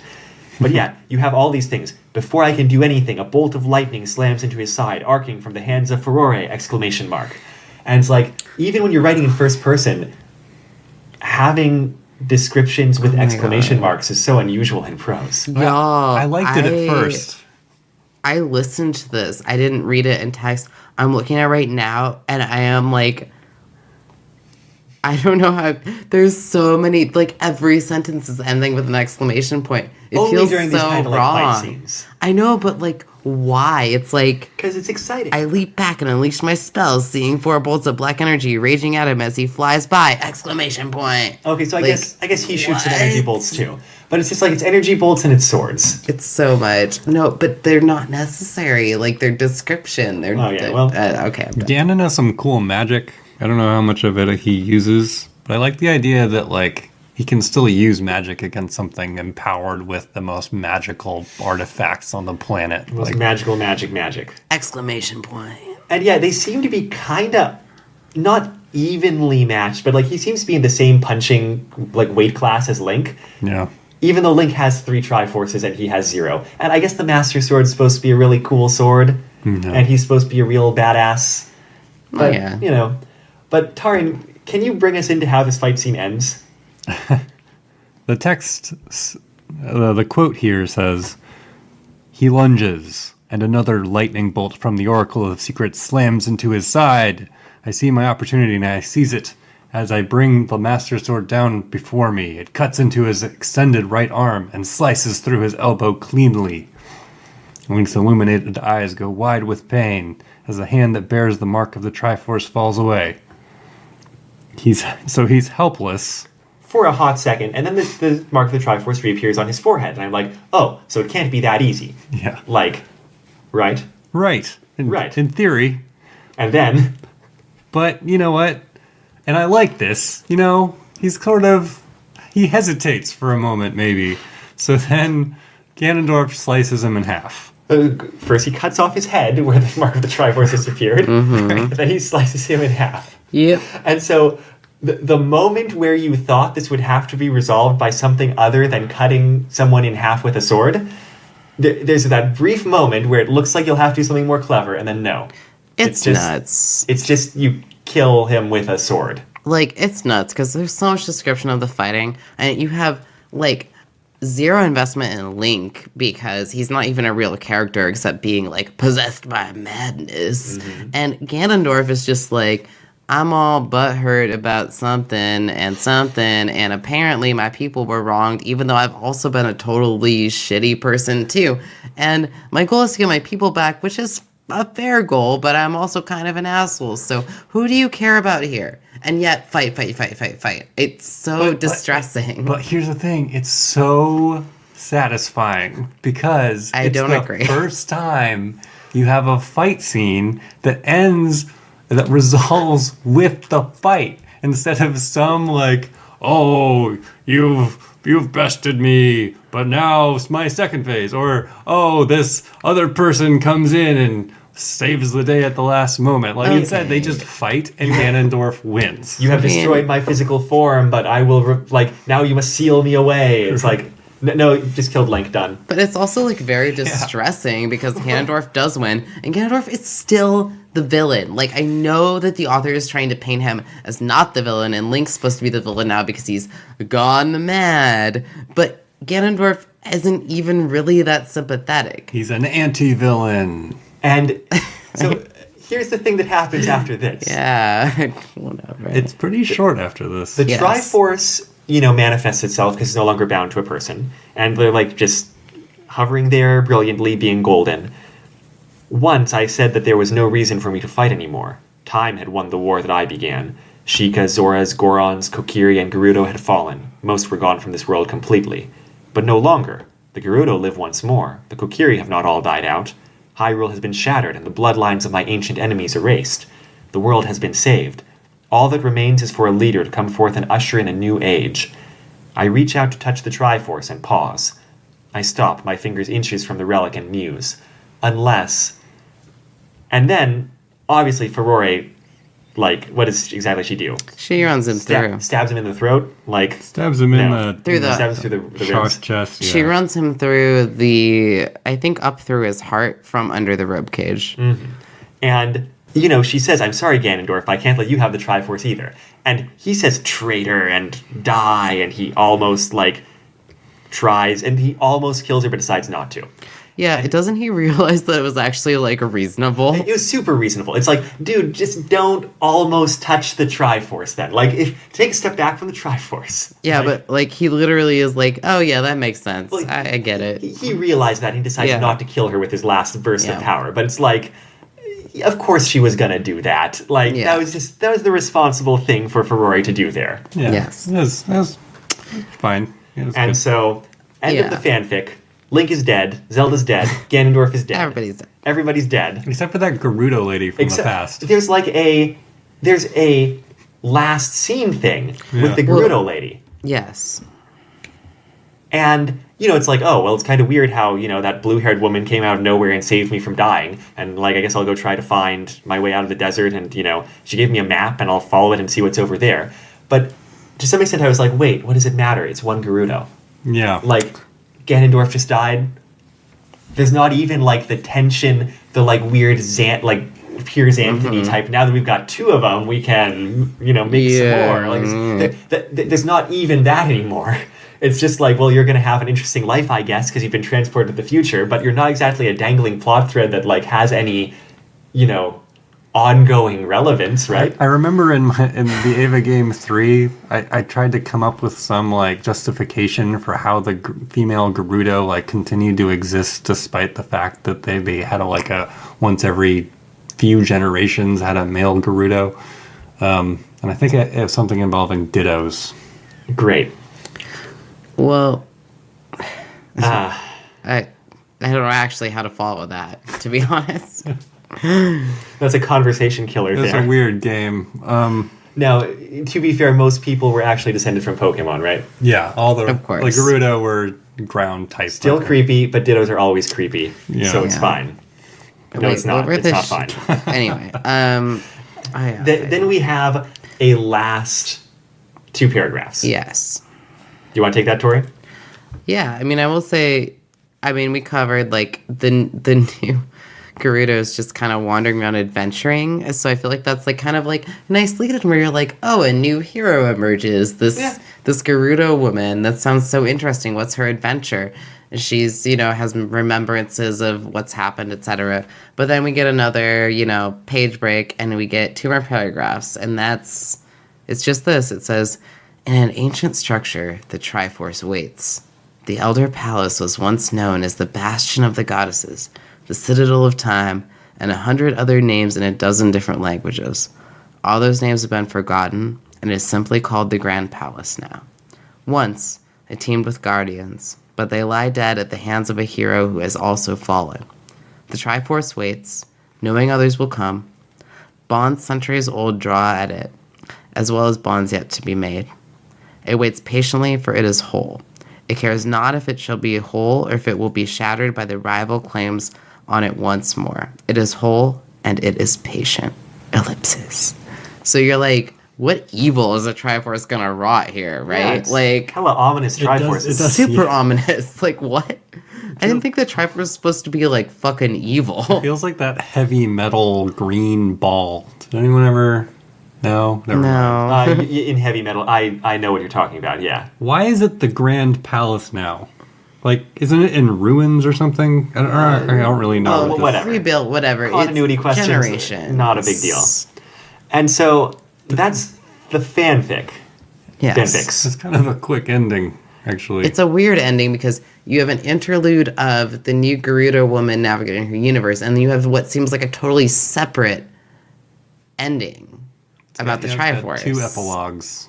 It's like, I felt like those should tie in. Like, how is, what is her name, Jamila, supposed to connect to the Triforce? It didn't seem connected at all. It's So, not. Yeah, that's what I was trying to say about that thing. It's just like... yeah, but it should be, right? It feels like it's supposed to be. Right. I don't know. But no, I mean, it's not. It's not supposed to be. It's just like, those were 2 plot threads the Yeah. author wanted to resolve, and they're unconnected. I guess. And so, coming out of this, I mean, if we're jumping right into overall complaints, the pacing in this fanfic is weird, and not like weird in an interesting way, just weird in kind of a badly done way. Yeah. Like, Unless it was trying to be weird in this particular way. That doesn't matter. As a reader, it's still like, it's very lurchy. It's you'll have long parts of people just talking about the past or whatever, and then you'll have like important things happen, maybe just get them out of the way, and then like you'll have a fight scene, and maybe the fight scene goes on for too long, but then the fight scene ends abruptly and like without any kind of thematic coherence. Right. And like there's interesting ideas going on here, and some scenes are cool, and I think you're right, Taran, that like the beginning of the second one with like evil Link and like trying to bind him and stuff, that has good tension. It's characters that we actually care about by association, at least, right? Even if I don't care about this Link and Zelda, like I know what the deal is with a Link and a Zelda. And there's other, and like I said, it kind of actually makes me happy to see a fanfic dealing heavily with the oracles, except that in the end, most of them don't really matter as characters. Like Ferrari kind of does. What happened to Nehru? Nothing. She brought the thing back and then she just was around. Did not appear again in the fanfic. That's good, because we're going to have enough trouble with the seasons going haywire without time also being all messed up. I have a question. Yeah. So there's foreshadowing at the beginning of the second fic about a comparatively tiny mote of light that escapes from the ruins of the palace after Link. Oh, yeah. That's just Link flying out. No. Link flies out first. Oh. I reread that too. I thought we were supposed to Oh, never mind. You're right. interpret it as No, Link. I was wrong. I think There's it is- a beam of light that kills everyone, but then the little mote of light But that it flies out is Link. was super confusing. It's Like because there's comparatively so many tiny, and flashing lights. Like I thought it might be like Navi or some fairy. or yeah, something. like where was Navi in any of this? Or well, I guess this isn't the same. not the Never same. mind. It's supposed to be the future. I keep forgetting because it reads so Ocarina of Time. Yeah, but Like this, it just feels. this Link doesn't need a targeting and hint mechanic, I suppose. Mm-hmm. Okay. Uh, But yeah, I thought the pacing was pretty weird, like very important stuff, and then lots of travel and dialogue comparatively about stuff that's like historical in nature, I guess. You'll have things like Yeah. the Moblin chat, where it's like the only theme it kind of develops is like, I guess, the fact that he's left his old life behind, but we already kind of had that established, and then like you'd think that the Moblins would return in some way, and they don't. Like he doesn't have to like call upon his old like armies for like one last thing. It's just like, nope, don't need you anymore. I've got a cool sword. in terms of pacing, I just feel like in both fics, there's just too much time spent on certain things. Like there's too much time spent on the fight in the second one to me, and too much time spent on Link like going crazy and destroying everything to the point it becomes kind of convoluted. It's like just be like he destroyed things, he flew off, rather than this column of light and this little thing of light and this and this and this. There was like more detail than there needed to be. It made it confusing. And the first one, there was too much internal Ganondorf monologue to me. I give the first one a little more slack because it was. I mean, the second half was a story. Yeah. And the first half of it was just the person trying to hammer out Zelda continuity. Yeah, it's like an exercise. It was an exercise in Zelda continuity. And it was an exercise that was more appropriate at the time when there wasn't, like, official art books that have an actual official continuity laid out. Like, you had to actually put in the work to draw those connections that the author was drawing and, like, explain what happened to some of these plot elements and how some things tie together or where they fit in between each other. At least that's my understanding. On that note, is there anything we want to praise about the fanfic? There is clearly a reason that some people remembered it, and like I found a few references to it online and like some recommendation threads for Zelda fanfic. I did like the characterization of Link as like overcome with corrupting power, I guess. Like I thought like he didn't rave for too long. Like I thought that the fact that he first like went ballistic and then afterwards like was re-examining like the consequences of his actions, but in this like super villain, like I'll bring back the people that I've killed even though I'm obviously going to control everything around me. Like, I thought that was cool, and I don't really have any investment in Link being like a particularly like quote good unquote person, so it didn't bother me at all either. I see what you mean. Link's actions are motivated by actual motivations even after he has the Triforce, like feeling betrayed, feeling, wanting vengeance, feeling remorse. Right. And one would expect in a lot of fiction like this for the author not to bother having the demigod driven mad with powers actions to be motivated by specific things. Not putting it better than I did, so well done. I was trying to summarize. And similarly, I kind of like the Ganondorf characterization. I like that even though the author maybe puts a little bit too much work into saying like, oh, Ganondorf has all these grievances and we're supposed to take them as being legitimate. And, like basically the author's saying like they are. But also he's still a total evil jerk. Like the author doesn't try to wave aside the terrible things that he did. Ganondorf waves them aside. But the author doesn't try to say, no, actually, like, that was misunderstood or that was justified or whatever. Like, no, those were just evil actions by an evil person that was fighting another evil thing. Like, everyone's evil. We're all evil around here. Except the sages. Except the oracles. Yeah. I think it's interesting, like, because I agree with you, Amato, that I appreciated, and actually you too, Taran, that I appreciated the characterization. I think mostly of Ganondorf is, like, trying to make a sympathetic character for Ganondorf. I had a certain issues with that. I was like, you didn't have to go like totally all that far, but like creating a sympathetic Ganondorf isn't that much of a stretch, especially you talk about like the oppression of his people, right? And the author does a pretty good job of that. Then of course creating like an evil Link, if you think of the Triforce as corrupting, not that much of a stretch either. And the author does a really good job of laying out why Ganondorf was informed of this corruption and why Link was ignorant.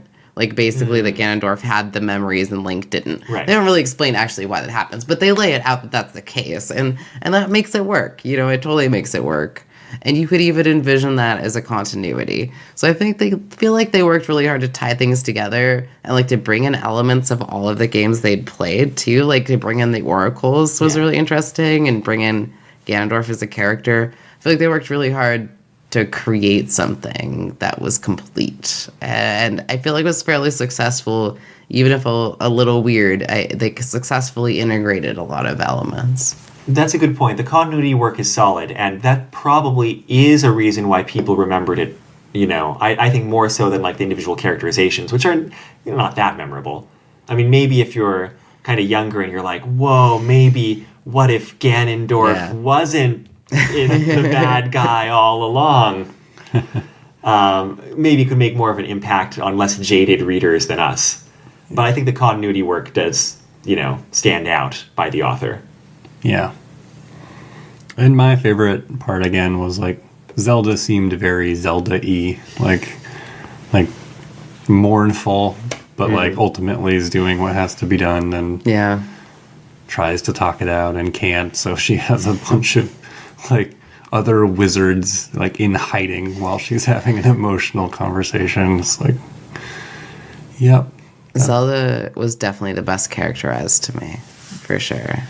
Also, the fact that a fight scene ended with the fight actually mattering, that felt good to me. Felt kind of like the video game too. It felt like the video game. I guess I find the pulpiness of this writing a little bit appealing, with like the big fight scenes and exclamation marks. And I'm thinking now about conveying the feel of a Zelda game in text.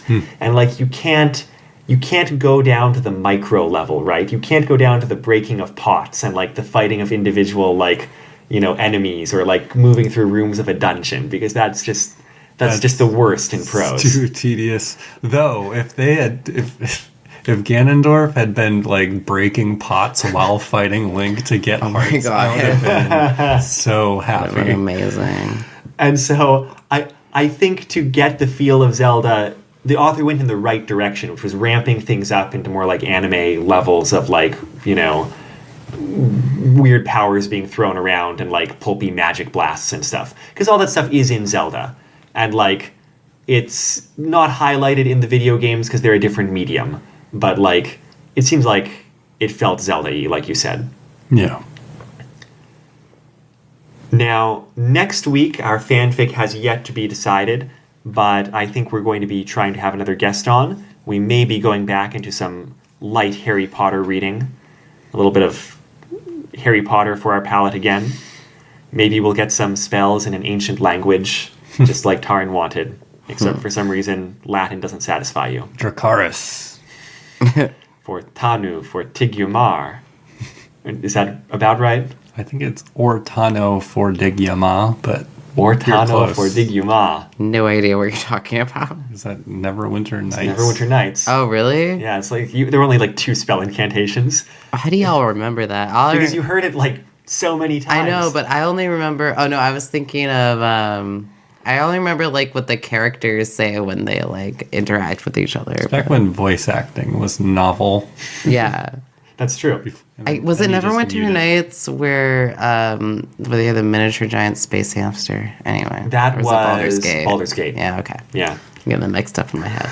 Anyway, Moving on. Harry Potter, though. yeah. Harry Potter. And thank you, Taran, for coming on to talk about Zelda. Sure, you're welcome. I think between us we had some decent Zelda experience.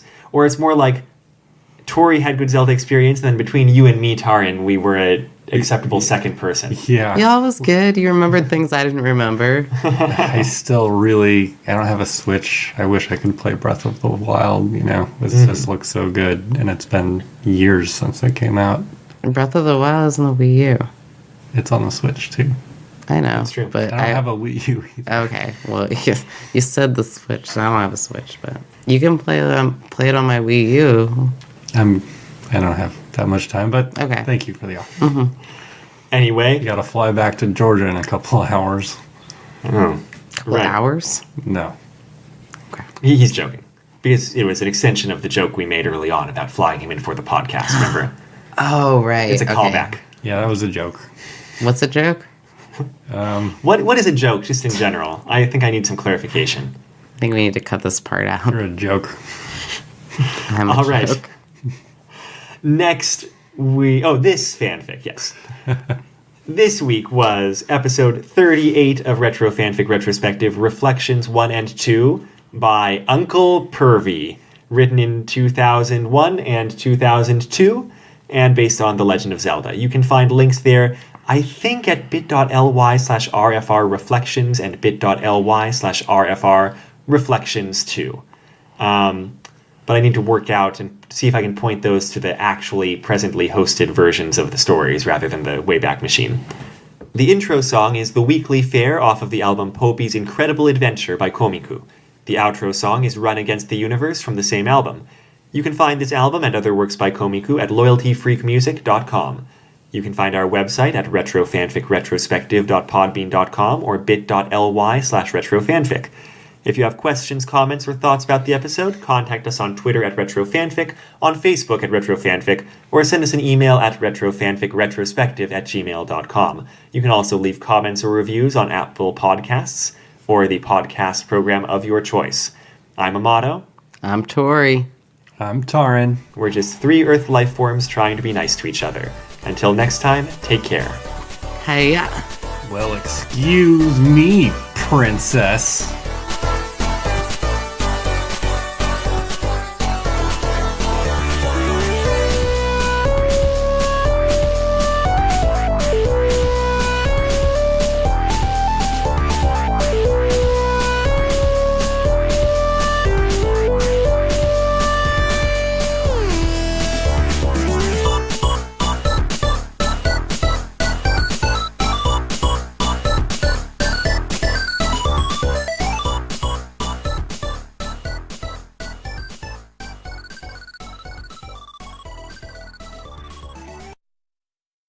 All right. Alright. Do we need timing about that? Well, I guess it's only like if we want something cut specifically, huh? Dom just mentioned. Was there anything specific so far that we were like, we don't want to keep that in? Not specifically. I mean, Dom can still cut things. Dom, you can still cut things. Yes, Dom. We just have no specific Please. requests yet. Just cut all of it, Dom. Anything that you find annoying, Right. just cut that. Just cut Taran. No, no. Just cut the least annoying Cut a out of all of motto. us. Cut a motto.